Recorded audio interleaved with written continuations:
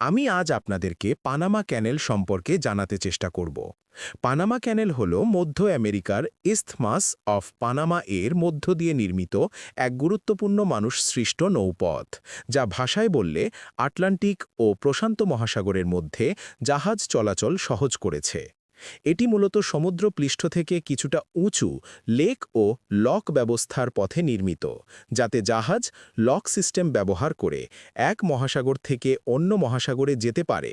এই ক্যানেল প্রশান্ত মহাসাগর, Pacific ocean এবং আটলান্টিক ওশান এর মধ্যে সংযোগ স্থাপন করে। প্রকৃতভাবে এটি আটলান্টিক সাগরের দিকে নির্মিত কোলন কোলন এলাকায় এবং প্রশান্ত সাগরের দিকে ব্যালবোয়া এলাকায় শেষ হয়। এটি অবস্থিত রিপাবলিক অফ পানামা দেশ, সেন্ট্রাল আমেরিকার মধ্যে। এই নালী মূলত পানামার ভূখণ্ডে এবং তার ভূ চলাচল অঞ্চলে নির্মিত।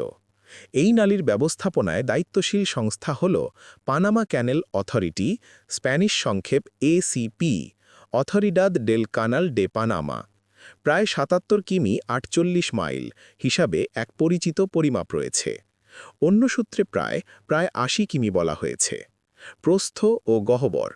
মূল লক চেম্বারগুলোর প্রস্থ ৩৩.৫ মিটার ১১০ ফুট হিসেবে লেখা রয়েছে। গভীরতা ব্যাপারেও বিভিন্ন তথ্য আছে। লেকের অংশের গড় গভীরতা ১৪ থেকে ২৬ মিটার। নতুন সম্প্রসারণ করা লক বিভাগগুলোর ক্ষেত্রে গভীরতা বাড়িয়ে ২৩ থেকে ৩৩ মিটার বলা হয়েছে। নির্মাণ শুরু হয়েছিল প্রধানত আমেরিকা যুক্তরাষ্ট্রের দ্বারা ১৯০৪ সাল থেকে আর সমাপ্ত হয় ১৯১৪ সালে। খরচ প্রাসঙ্গিক তথ্য। যুক্তরাষ্ট্র অনুমানিতভাবে প্রায় $৩৭৫ মিলিয়ন খরচ করেছে এই প্রকল্পে।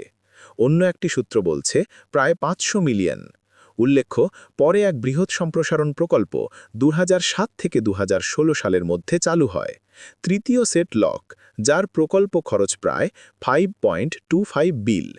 প্রচলিতভাবে বলা হয় প্রথম নিয়মিত জাহাজ চলাচলের জন্য এটি